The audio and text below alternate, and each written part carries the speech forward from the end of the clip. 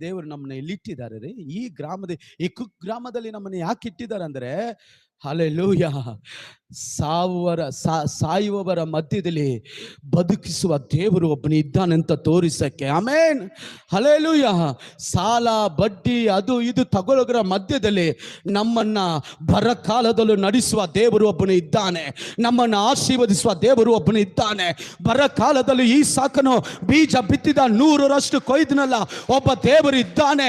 ಎಂತ ಕೊರೋನಾ ಮರಣ ಗಿರಣ ಎಂತ ರೋಗ ಬಂದಲು ಗುಣಪಡಿಸುವ ಒಬ್ಬ ದೇವರು ಇದ್ದಾನೆ. ಅದಕ್ಕೆ ಇಟ್ಟಿದ್ದಾರೆ. Hallelujah, amen. Billy Graham pastor ಅವಾಗ ಹೇಳ್ತಾ ಇದ್ದಾರೆ, you have money, more money. ತುಂಬಾ ಹಣ ಇರ್ಬೋದು, ದೇವರು ನಿನ್ ಜೊತೆ ಇಲ್ಲ ಅಂದ್ರೆ ನಿನ್ನ ಹತ್ರ ಏನಿದೆ? ನಿನ್ನ ಹತ್ರ ದೊಡ್ಡ ಬಂಗಲ ಇರ್ಬೋದು, ನಿನ್ನ ಹತ್ರ ಆಸ್ತಿ ಅಂತಸ್ತು ನೇಮು ಪ್ರೇಮ ಎಲ್ಲ ಇದ್ದು ದೇವರಿಲ್ಲದಿದ್ರೆ